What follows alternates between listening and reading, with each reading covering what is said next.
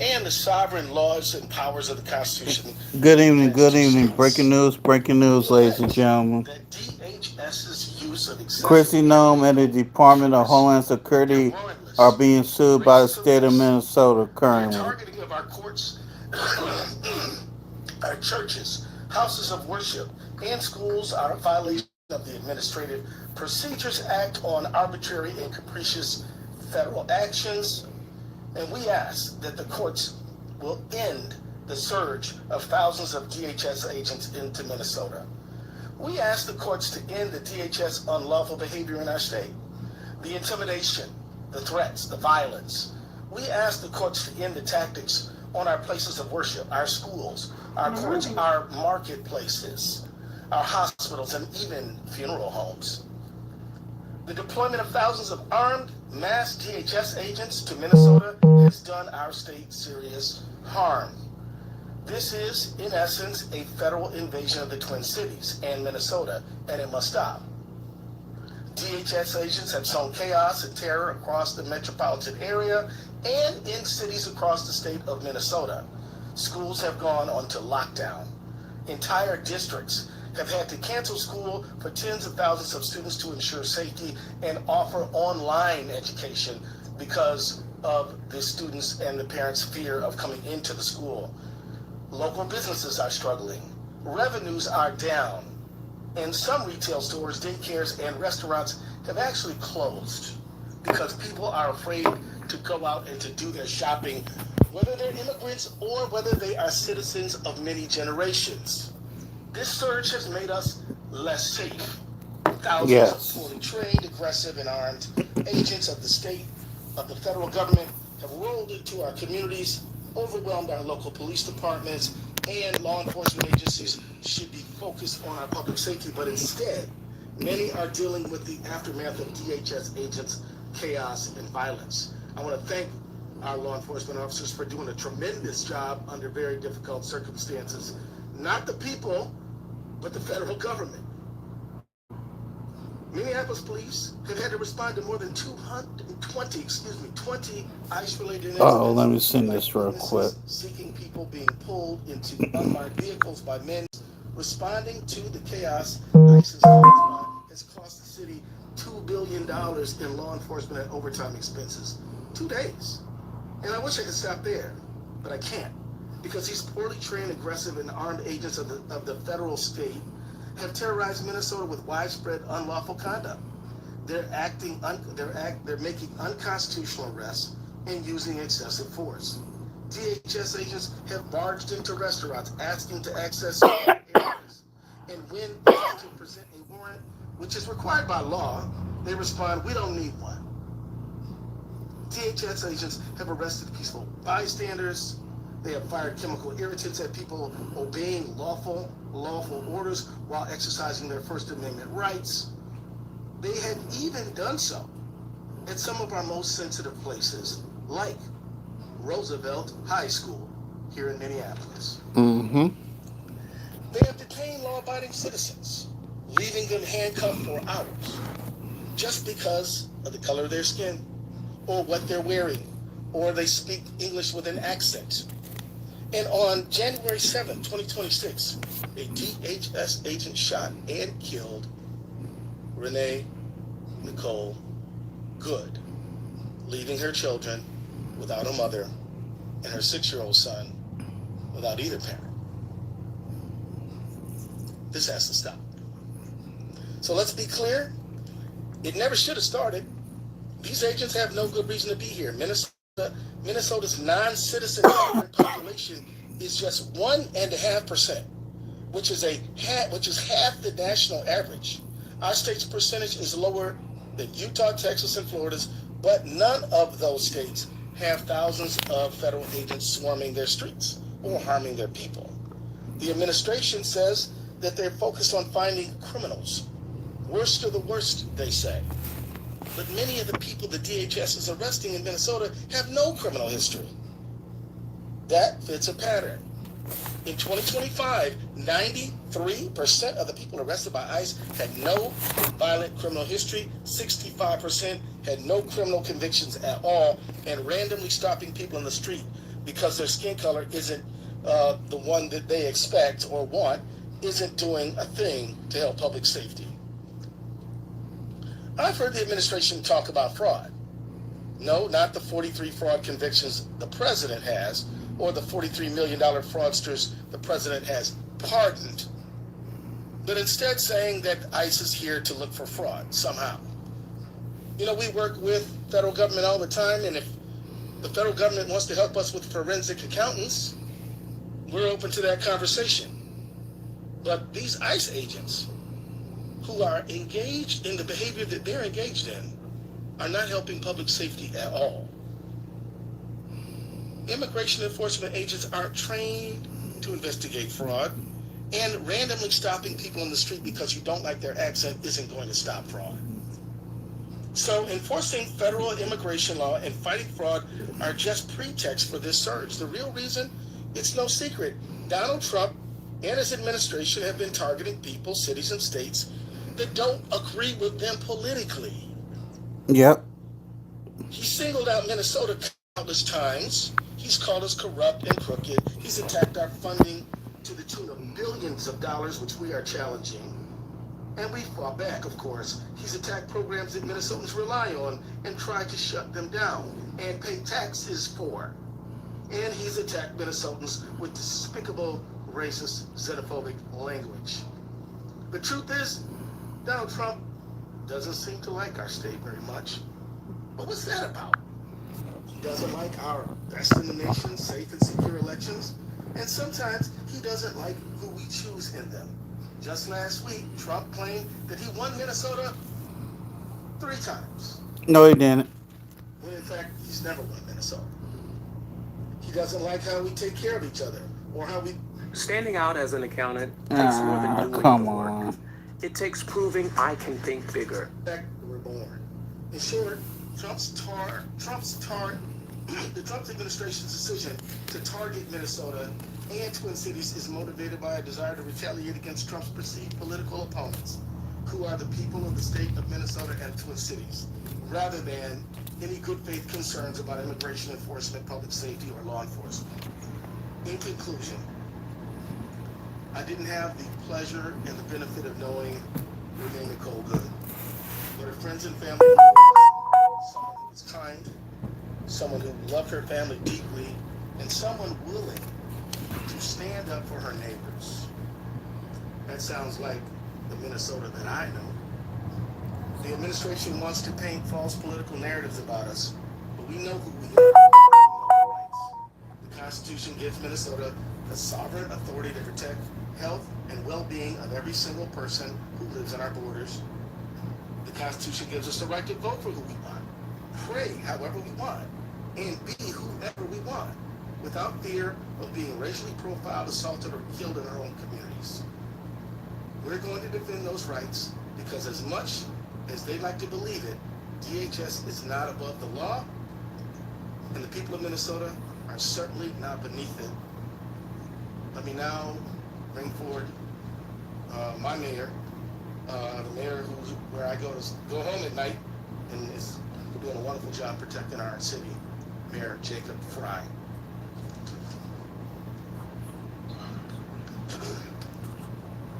Thank you, Attorney General Ellison, for your leadership and your incredible team's work around this issue. Thank you to Mayor Hurt of St. Paul for your partnership.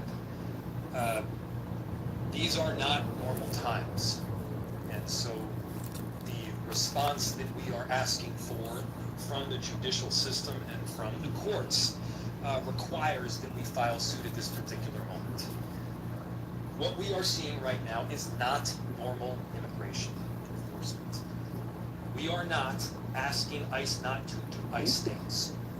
We are asking this federal government to stop the unconstitutional conduct that is invading our streets each and every day. You've seen the videos. At times there are as many as 50 agents arresting one person. The scale is wildly disproportionate and it has nothing to do with keeping people safe. In Minneapolis, we've done work extensively with the federal government under multiple administrations to keep people in our city safe. We have worked with the DEA. the ATF, the FBI, the Attorney General's office, as well as the U.S. Attorney's office, to successfully drive down crime in our city. We've seen the results of that work, but let's be clear. The stated reason of this federal government for bringing in this full invasion of ICE and border control is not safety. If It's it was control. safety, there would be other mechanisms to achieve safety. By the way, crime is down in virtually every category, in virtually every neighborhood of this city. If this were about fraud, then you'd see an invasion of accountants. But that's not what you see. And here's the thing. Why would you use ICE for fraud when anything fraud related to fraud is up under the IRS? Make it make sense. What you see is people being indiscriminately taken off our streets. Discrimination only takes place to the extent that determination has made that somebody is Somali or is Latino, or at least they look that way, and then there is virtually no discrimination thereafter. Here's the thing. You can't indiscriminately take people off our streets, American citizens off our streets. You cannot drag pregnant women through the snow. You're not allowed to take teenagers out of their car and detain them when they are in fact American citizens. That is against the law in every state. That is against our United States Constitution. And we're feeling the impact here in Minneapolis. Schools have closed. People are afraid to go to work, shop, or seek medical care. 911 calls are up. Police resources are indeed stretched thin. We have approximately 600 officers in the city of Minneapolis. Mayor Herb has approximately 600 officers in the city of St. Paul. The number of ICE agents and border control are now in the thousands. They are in the thousands. If the goal was immigration enforcement, if the goal were simply to look for people that are undocumented, Minneapolis and St. Paul would not be the place where you would go. There are countless more people that are undocumented in Florida, in Texas, and Utah. Why are they in these much smaller cities in the middle of the Midwest? It is politics. Florida, and Texas, and Utah are Republican states. The reason that Minnesota and Minneapolis are being targeted is because you've got a Democratic governor, a Democratic attorney general, you got Democratic mayors. We are doing everything possible to keep our cities safe through this unprecedented time, and at the same time, we have police officers that are tired. We've seen damage substantially because we're now having to pay a ton of overtime. Millions of dollars of emergency overtime for law enforcement. Emergency operations have been activated across our city and state agencies, pulling focus on daily core services that we, by the way, are tasked with providing. Local police officers are being diverted from the very work that we need to be doing, and small businesses are losing significant revenue, with some worried that they may not survive this at all. People are scared to take their kids into school or daycare, to go into work. They're going to have difficulty paying rent. There is no doubt in my mind the kind of action that the federal government is taking is not just mean-spirited. It's unconstitutional, and every one of us need to be standing up. Let me give you another example. Just last week, a group of our city's public works employees were stopped by ICE agents. 3 of the 4 employees were not white. The ICE agents asked to see the IDs of the 3 non-white employees and didn't even bother to ask the white employee for the identification. Minneapolis is being targeted because we stand up for our neighbors and we welcome immigrants, because we believe in the law. And as I said, frankly, because we are in a blue city in a blue state. Donald Trump should know, as long as federal agents are in our city acting unconstitutionally against our neighbors, we will continue to push back with everything we got. Let me just take a moment to say how grateful I am to the residents of our city and of our state. We are not victims in the city of Minneapolis. We've got heroes that are standing up for each other, that are standing by the neighbors that they love. And one thing that I can tell you for certain is that we aren't backing down. We don't retreat in Minneapolis. We don't back down in Minnesota. We stand up against bullies, and right now, what we are asking for is an intervention from the court to push back on this unconstitutional conduct, pure and simple. I'll now turn it off to Mayor Hearn.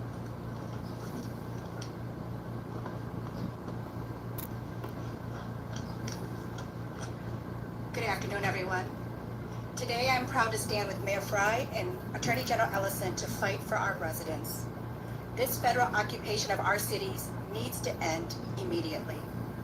Federal law enforcement is racially profiling our residents, creating mass chaos, and undermining the relationship between local government and our communities. We will not stand idly by and watch this happen. With this collective action, we are taking a firm stance to tell federal law enforcement that this cannot happen in our country. It cannot happen in our state, and it cannot happen in St. Paul. Federal law enforcement is going far beyond what they can and should be doing to enforce immigration laws. They are endangering our community's safety, straining our resources, and sowing distrust. While we know we can't control federal agents, we will pull every lever we have to fight back in every way that we can. They've come into St. Paul and needlessly invaded our neighborhoods and homes. They're targeting us based on what we look and sound like. Our residents are scared, and as local officials, we have a responsibility to act. I want to thank Attorney General Ellison and Mayor Frey for taking a united stance for the people of Minnesota. And to our immigrant and refugee communities, let me be clear. You are a vital part of our city. You are loved, and you are wanted, and you are important to the fabric of our state. As a refugee who came to this country, this is the state that welcomed my grandparents here in the late 70s, allowed our family to break the cycle of poverty in one generation, educated us, allowed us to build wealth, and within one generation have a new family members that are educated and a part of this economy and this workforce. That we need to continue to make sure that our state stays that, and that can't happen if ICE continues to run amok of our city and our state. And so we cannot let this federal administration divide us. We need to come together now more than ever. Thank you. So now we have a few minutes for questions. I want to acknowledge the vital presence of President Elliot Payne of our Minneapolis City Council here on behalf of all of the council members. Hold on. Representing the council. Thank There you we for go. presence here, sir. And I also want to say thank you to all of our staff members who've worked so hard to prepare us for this moment. They all are very, very grateful to the work that we do every day, and we're grateful to them as well. And they may help us answering some of your questions. We have about 15 minutes for questions, and so I'll select the first person who I see. Tom? Let me see if I find something to eat. Hold on, y'all.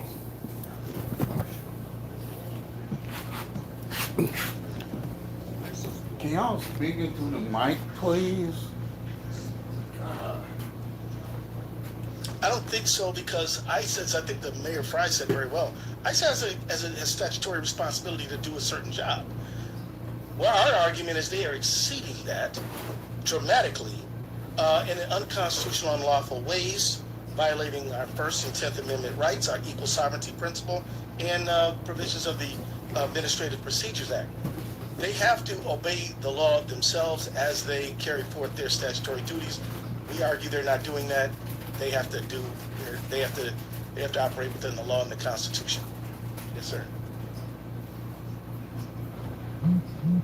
Thanks for being here.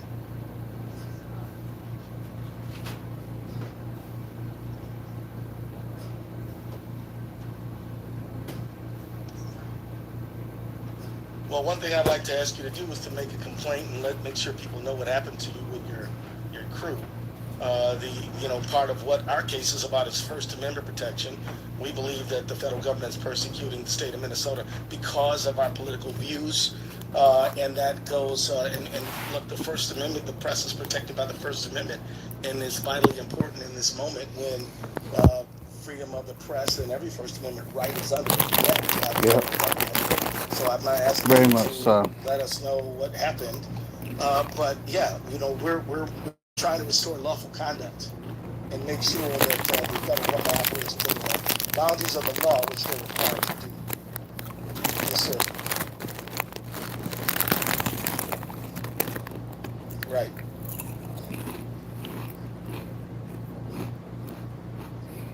Well, we filed a lawsuit already. It's on file right now. Well, it's hard to predict exactly what the court schedule will be, but we are anticipating quick action. I don't know, would any of my team members Brian, you want to respond to that? Brian Carter, Special Counsel to the Attorney General. I don't know if we filed quite yet, but we do have a motion for a temporary restraining order that's going to be filed today. We're going to ask that the court hear that motion tomorrow morning. There's another similar motion in a separate but related lawsuit that's scheduled for that time. We're going to try and piggyback on that, and we're going to be asking for immediate relief. Brian Carter. Way in the back.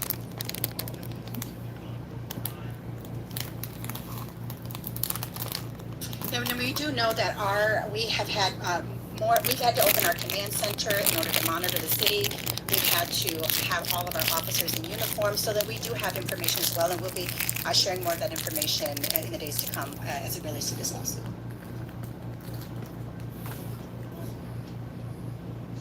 Yeah.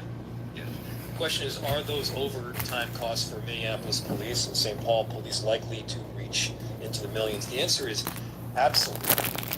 We have normal core functions that we are tasked with doing on a daily basis. We are required to respond to 911 calls. We are trying to prevent murders from happening and carjackings from taking place. And by the way, the work of our police has been driving down those numbers substantially.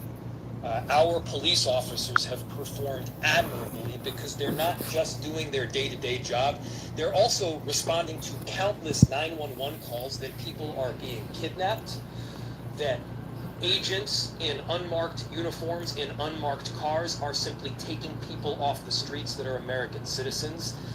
They're required to do the work to keep the peace. Our police officers are doing the work to keep the peace and to keep people safe. With 600 officers, we can't do all of those things all of the time. Not to mention, our officers are human beings, and therefore, there is a point where they get tired. And when we've canceled all days off, when our chief is working tirelessly, and he deserves a ton of credit here too, where we've got officers that are working incredibly long hours and long shifts. The truth is that when you get to a certain point, you start making mistakes. Not because you're a bad cop, but because you're a human being. And so we need relief. We're asking the court for it. But the damage that we are suffering right now in Minneapolis is not limited to overtime costs. It's schools shutting down. It's businesses closing. It's people being afraid to go out and get groceries and therefore are going hungry. It's their inability to get money so that they're unable to pay rent. There is a snowball effect that is happening right here, and it's not just because we're in Minnesota and there's a lot of snow. The snowball effect is because what ICE is doing is intentional. This is intentionally putting us in a very difficult position that is not pro-business and is not pro-safety. The only thing that I can see it being is pro-politics.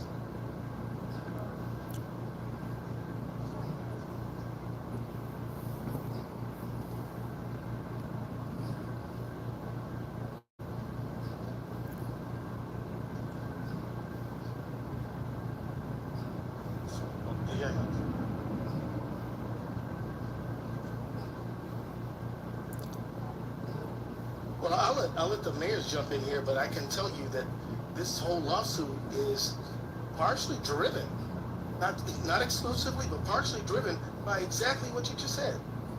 And again, look, ICE was operating here before this surge. We didn't file a lawsuit before. This is because of this surge. And quite honestly, You know, it is because of the accumulation of so many stories that are just so far out of the range of normal. You know, some of y'all saw the videotape at Target. Some of y'all saw the videotape at Roosevelt High School. And I can tell you how many people who've called me and said, I am afraid to go to work. And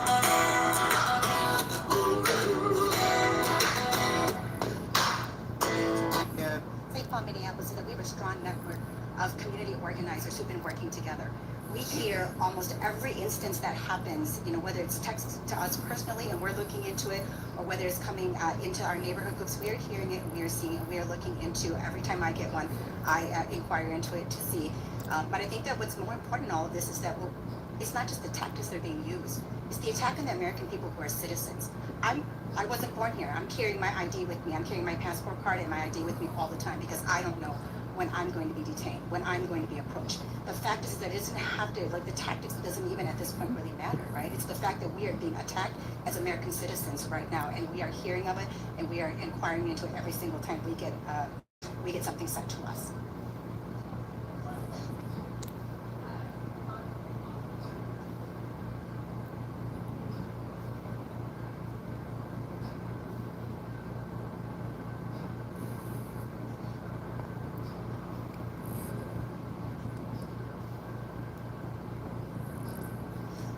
Our Medicaid fraud unit is hard at work. We've prosecuted and convicted over 300 people since I've been Attorney General for Medicaid fraud, and other people in our office who do agency representation. They're working hard, but the people who work on what I call federal accountability, they're busy too, because the federal government is trying to deprive our state of money that we're entitled to by statute, that has been appropriated to our state. If we don't fight for it, we won't get it, and that will deprive the people of the state of Minnesota of resources and money that they deserve. And I'm talking about things like SNAP benefits, housing benefits, child care benefits, all kinds of benefits, National Institute of Health benefits, FEMA benefits that they've tried to unconstitutionally deprive us from. So, do we have resource pressure? Yeah, my folks are working really hard, harder than they should have to. But we can walk and chew gum, and we're fighting fraud every single day. And let me just say this about fraud: anybody who steals from a program designed to help poor people is no friend of mine, and I'm all good to hold them accountable. And the federal government, they're doing all this stuff that we don't need them to do. I wish they'd do some more things we do need them to do. Now, I'm not talking about local federal officials. They're doing their job. We work with the U.S. Attorney's Office and the FBI to fight fraud, and I'm very glad with their partnership. What I'm referring to is the substance of this lawsuit right now. This is not what we need. We don't need this, but we could use it. We need all the help we can get to help make sure that every dollar that the generous people of Minnesota devote to helping others gets to those others.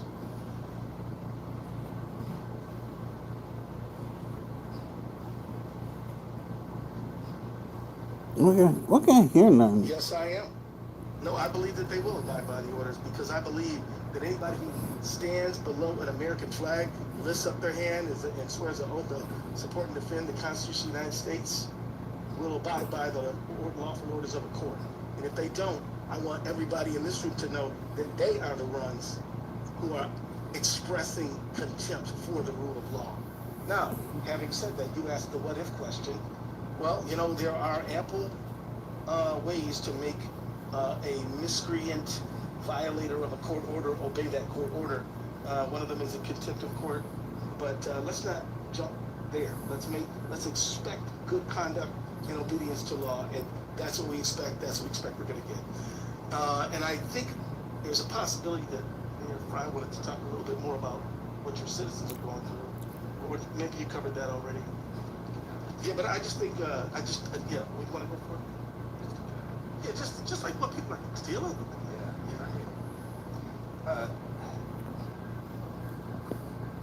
We don't use the word invasion lightly. What we are seeing is thousands, plural, thousands of federal agents coming into our city. And yeah, they're having a tremendous impact on day-to-day life. And it's a negative one. And whether that's kids that are trying to get to school or businesses that are trying to open, that's police officers that are responding to 911 calls. It's just about being able to conduct daily life right here in our city. And look, this is not about fraud.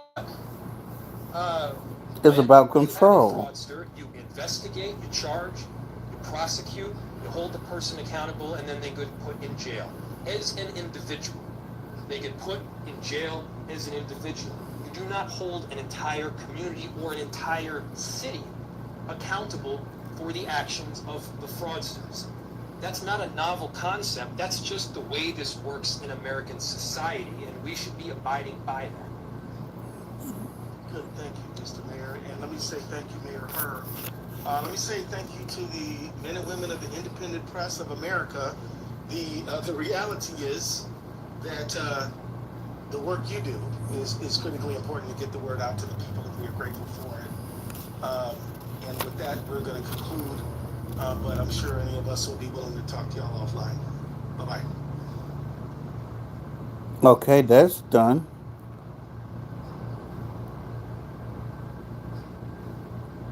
See if there's any more information from the news station that they have for us.